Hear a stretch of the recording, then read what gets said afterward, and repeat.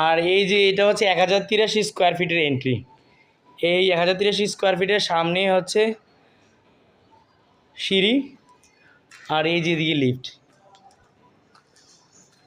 এই যে এই সামনের দিকে রাস্তার সাথে হচ্ছে 3টা ফ্ল্যাট, 1500, 1200, 1000।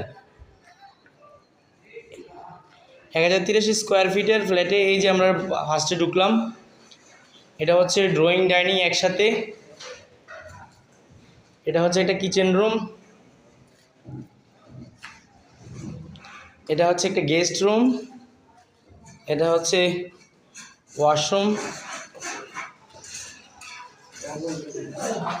আর এটা একটা বেডরুম।